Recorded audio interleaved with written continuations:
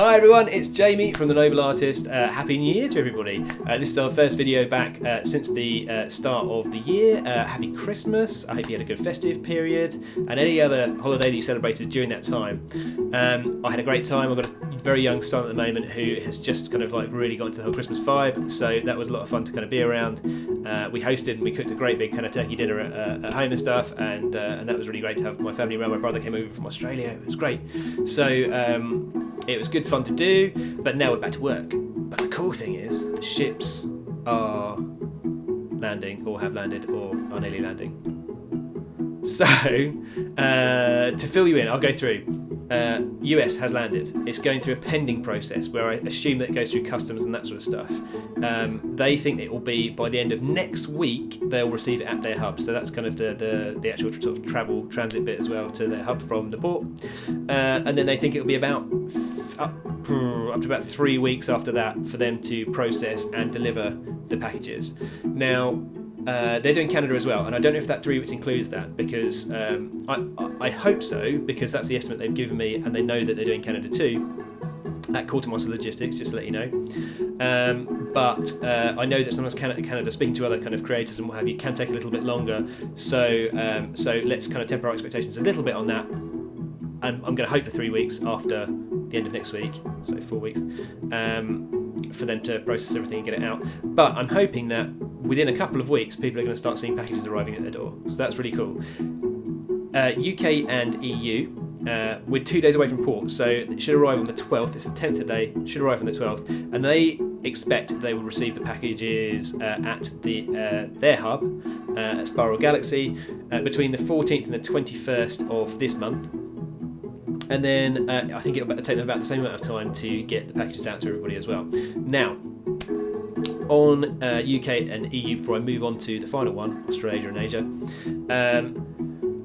I've made a decision, and I spoke to Spiral Galaxy about it. I think it's important that with the Brexit situation looming, we now know what the result of that is. We are going to be leaving at the end of this month in the UK here, and if anybody doesn't know about Brexit, it's the UK leaving the European Union. It's going to have an impact on trade deals and what have you and stuff. So there may well be a great transition period where there's no worries and this, that, and the other and stuff, but while it's uncertain, I think it's important that I use those 2 weeks to try and facilitate the deliveries to the EU and just make sure that we're clear and we're covered, because if that could have a rolling impact on everybody else, if that kind of, if new surcharges come in, things get slowed down, this, that, and the other. So I've asked Spiral Galaxy if they can prioritise the EU backers first.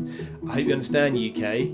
I'm from the UK, as you know, so kind of like I would obviously we want to make sure everyone's looked after equally, but I hope you understand that this is a business decision that I'm going to have to make, just to make sure that that's going to go through and everything will just be fine across the board.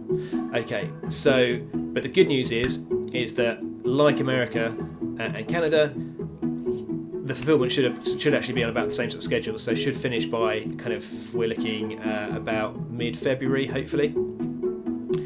Finally, Asia and Australasia, great news, everything's at the hub already, it's all done. So the unfortunate part of that is that we're now just about to hit Chinese New Year, which is the 16th of this month, and it runs through to the 3rd of February. Now we're in a queue, so they are finishing off projects from sort of the start of January and December that they're still working on, and that will take us through to Chinese New Year, and then we're going to be sort of starting just after Chinese New Year. Now I know it's a little bit of a slow start, kind of coming back from Chinese New Year, so I'm hoping that it's just going to kick in sort of like fairly soon afterwards. But so it's a little bit of a slower delivery there, but I think sort of estimates are kind of suggesting that it again be about the same sort of time, because there isn't any kind of sort of transition period for them to get anywhere or do anything. So hopefully about the same sort of time packages will be delivered to rest of world, Asia and Australasia. The next 3 or 4 weeks are going to be incredibly busy for me, just overseeing the whole thing. I'm just going to be making sure that everything's going in the right direction and answering questions and stuff with the fulfillment agents, the 3 fulfillment agents I'm using. It's going to be a fairly large operation for one person to do, alongside everything else that I'm trying to do.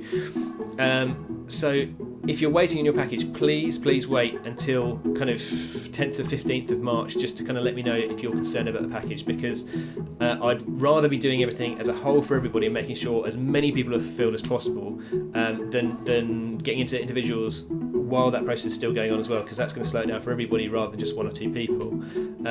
Hopefully there'll be no hitches, but you know, things happen, but we will resolve them. So just to kind of ensure that everyone's kind of like you know, content with everything that's going on, there is plenty of surplus stock. There's no issues with that at all. And UK guys particularly, you know, don't worry about kind of having your package and stuff, because the majority of the surplus stock is actually being kept in the UK. So, you know, there's no worries about kind of the EU being delivered first, and then you not getting what you actually kind of asked for, and this, that, and the other. So, don't worry about that. It's still going to be solved. And yeah, I genuinely can't believe this is it. This is the final moment. When people say to you that. You know, the work starts here as soon as the Kickstarter finishes. Production is the main bit, and you think, I've designed a game, I've illustrated the game, I've done this, that, and the other and stuff. That's the main work. I mean, this has been an eye opener, like kind of just formatting all the files, getting everything over, making sure everything's okay. That back and forth across several time zones. There's a lot of work, and it's finally coming to fruition, and I just cannot wait to start seeing pictures of people playing the game and enjoying it, and just like kind of using this like kind of playground that I've kind of created just to kind of like have fun and spend time with their friends and stuff. So one favour I'll ask you is to share photos and stories about your games nights and stuff, and I'll put some links in the description for so where you can share those. There'll be places on Board Game Geek and on the Facebook group and stuff and what have you. But it'd be great to do that. I mean, sort of like just see. I mean, I'd just love it. It would make my day. So if you can do that, I would really appreciate it. And you know, kind of like I will obviously be letting you know where it's available at retail. If your friends love the game and they want to play it too, then there'll be copies available for them too. So it's a super exciting time. I can't believe it. Sort of like, you know, it feels like such a long time that we were kind of originally starting to, you know, talk about doing this, and you know, kind of you guys were feeding back about it and stuff, and now it's kind of finally coming to fruition. So it's really awesome. But cool. Well, thanks so much for tuning in today.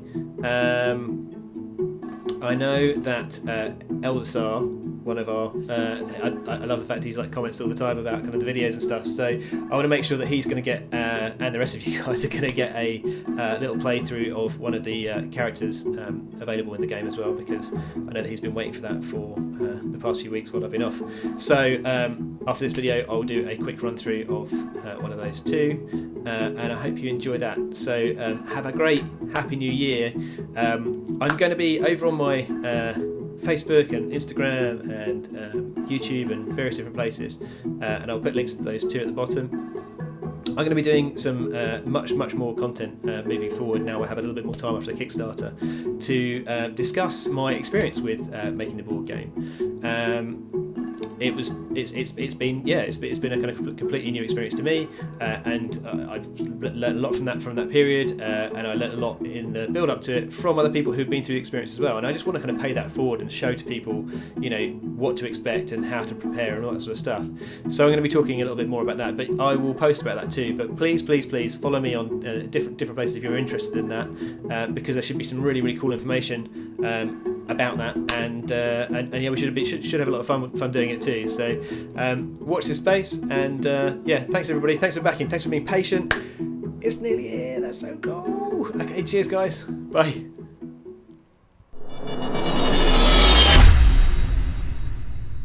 Hi everyone, it's Jamie here again. I'm just going to quickly go straight into this because we've already had the kind of the update on the Kickstarter. Today we're going to be talking about the Gnome character, who is the last character from the core game. Now this is based on David Stevens, who was kind enough to back at the Get Yourself in the Game level and give me loads of pictures of himself to draw, which is really cool.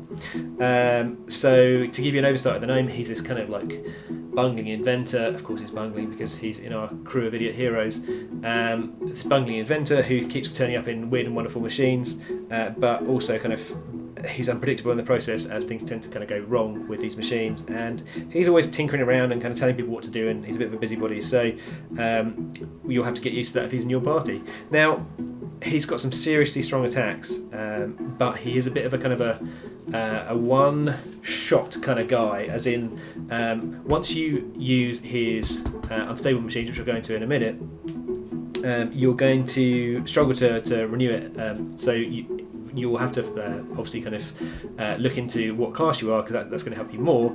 But it tends to be someone that he's very, very strong on his attacks, but if those attacks fail, then he could be into it for a difficult ride. So it's a bit of a hit or miss kind of guy.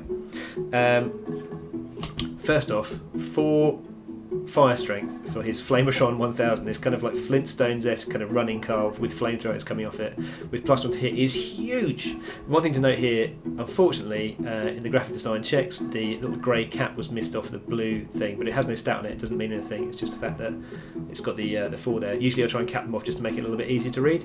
That's a bit of a shame, but it's just one of those things, unfortunately, during doing hundreds and hundreds of cards. Occasionally things might happen in those ways, but not to dwell on that. 4 strength for this is absolutely unbelievable. The little icing on the cake here, though, is that as soon as you lay this card, all other heroes present at this encounter are going to suffer 1 wound. So basically the ideal time to play this card is when you're to the right of the party leader, which means that you would be going last. So once you see that everybody's in, bam, because otherwise you're going to have to put this down. Say if you are party leader, or if you put that down first, there's no other heroes present, so you're not going to make the most of it, and you have to put it in slot 2. And slot 2 means you've got to wait a whole round of attacks to get to your nice, big, chunky fire attack. So it's kind of an ideal time to place it if you're kind of in the last position when the encounter starts, which you will be at some point, so it's a good time to kind of play it then. So that's a mega card. If you combine this with the wizard, for example, my goodness, his flame is going to be insane, so that's really, really cool. This is one of my favourite cards. This is the junk launcher. So when you get to actually you play this card down, it's got no stats, okay, but when you play this card you can discard any number of action cards and gain +2 regular damage per card discarded. So when it gets to kind of like you're just about to roll the dice, you can just chuck away loads of your cards and gain +2 regular damage. So if you had a full hand and you want to go absolutely full ham on a monster, you're going to get huge regular damage. And regular damage, although it's the most common, it's first off you're going to be able to use lots of different weapons with it and stuff, because lots of people start off with regular damage, so it's going to be quite what's the word, you're going to be able to use it with lots of stuff. I can't remember what the word is now, it's just completely eluded me. But also because you don't make this decision until you're about to kind of actually sort of do the attack, sort of play the attack out, you can find out whether people are going to bungle you or not. And this kind of like, it's one of those things, it doesn't look like it's going to be that strong, but boom, that could be. So to the untrained eye, everyone's like, oh, that doesn't look too bad. So people can choose to bungle that or not. And if they choose not to bungle it, or if they choose to bungle it, sorry, and they bungle it to a point where you can't do anything with it, then just don't chuck your cards away. Like kind of, so it's a really, really nice kind of versatile attack. Okay, so last one. Now, this is good to do this one last. Let's say I've just played these 2 attacks down, okay, and the action's going on, this and the other stuff, and then someone bungles this card, and then someone bungles this card. Now I know I'm not going to put any stuff down on it. I'm not going to throw any cards away to do that, because it's been bungled, okay? Which means, and bungles are, just to show you, I'll just show you one of those, have minus characteristics to the top, so it's going to reduce things down and make things more difficult for you. And if someone places one of those on one of your cards, then it means that you're going to have less chance of hitting the monster. So for example, I'm actually using the names cards here, but if the Orc Warrior has a 4 fire resistance or fire defense, and you've got 4 fire damage, you're going to take that out. If someone plays a bungle with you with -2, -1, anything on it, that's going to reduce that to a point where you can't use it. Now you could pump it back up if you had the weapons that had the same qualifying stats, so like if you had a fire weapon or what have you, you could add that in and bring it back up again. But if you didn't, then that attack you're just going to end up getting hit by the orc, and you're going to try and hit the orc and do nothing at all. The caveat is, and I should always mention this, if you roll a natural 20, your damage gets doubled, so it's just a little perk of a critical hit, which may end up taking out the orc, but it's very, very unlikely that that's going to happen. So if someone plays a bungle on this card too, and it gets to the point where there's no point in putting any regular damage down, because this orc has got a 5 regular defense, then you're going to have to end up, I mean, say if this card gets played on it, it's got -1 to the regular damage, you're going to have to like discard 3 cards to get enough damage to be able to do something to that Orc Warrior, which is a lot, because you've already, in this situation, you've already played several cards. So and you only start with 6, so you know it's a pretty tough going. So in this instance, and it doesn't really help from kind of gaining your cards back, but it does mean that you avoid, because each time that you play an attack down, when you try and attack the monster, even if you fail, the monster's going to attack you back. So each time you could potentially taking like 4 damage, and if the orc critically hits you, you're taking double that. So you know the very, very slim chance that he critically hits you twice, you're going to take 8 damage, which is huge. You've only got 10 health in the first place. So you need to be very, very careful. So in that instance, what you could then do is play the Tunnel Majig as your last attack. You may discard the attack cards that you have played this encounter apart from this one, so you would get rid of those. Attacks always move up, and any bungles that are attached to these cards are discarded as well. So all of a sudden you're back in here again, and if you had any strength weapons, any regular damage weapons, you could just add them to that, and then you're home free, and you're not taking loads of damage because the orc's going to hit you loads of times. So it's a nice handy kind of board clearer, so he just kind of basically tunnels up and tunnels away again. Those are the name's attacks. Nice. Versatile. Okay, so for the bungles, we've got the Busybody, which is pretty handy because, for instance, if you just cleared all your, say for example, you're going to use the junk launcher to start firing junk at people and you're going to throw your cards away. This bungle means that you can take the party leader, which is really cool. That's always going to be helpful because it means that you can get to the first position in bungling people. But on this one, you can draw an action card as well, and that is huge because although you can't re-up this, so to speak, because you don't have one in your deck, drawing most cards that have this feature, it's or, not and. So take the party leader or draw an action card. This is huge. Plus it's got -2, which is already quite strong, and a -1 as well. And a 7 critical fail threshold is kind of like, you know, in the middle somewhere, so that's not too bad. So yeah, really, really cool. So basically by being a busybody, he's telling everybody what to do whilst kind of like taking control of the situation and also kind of tinkering away and getting sort of stuff for his next attack as well. So finally, we've also got the Hapless Inventor card. This is really cool because it's like, I mean, I think this is could be considered one of his strongest cards. -2, -2, -1, like that is pretty strong in itself. Now, Spirit is the second most kind of like regular stat that you'll see, like regular damage, then Spirit, and then these two kind of come afterwards. So, you know, that is a bit of an unfortunate thing that there's no minus to that one, but these are very, very powerful. Okay, but and also it's a kind of a lower risk bungle as well with the 6 critical fail threshold. The cool thing is that, and this is why spirit wise it might actually work to your advantage. If this attack is still successful despite this bungle, draw a random treasure card. So you as a Hapless Inventor are going to be trying to create something and causing everyone so much havoc that you know, kind of like you're trying to invent something and everyone's kind of like getting annoyed at you for not being involved, wondering what on earth you're doing, and all of a sudden you're going to pull something really cool out of the bag. So this again works towards you kind of like having more options and stuff, because, you know, as I say, this is a one shot almost, unless you can combine it with a race, which allows you to kind of like refresh it. So drawing a random treasure card is pretty huge. So you could play this on a card that's going to be using their spirit damage, which like say for example, you know you're not going to be able to defeat a monster. Get involved, place this card down, because if you place it on someone who's going to try and spirit damage the creature, you're going to get a treasure card which is massive, and it's not going to be the treasure card from the actual layout and stuff. So from the dungeon that's already like kind of laid out. It's going to be a random treasure card that you draw. So it could be that someone's just going for the last bit of gold in the dungeon and there's no treasure cards available. You're going to go and you're going to make one. How cool is that? So he's got some really, really cool tricks up his sleeve.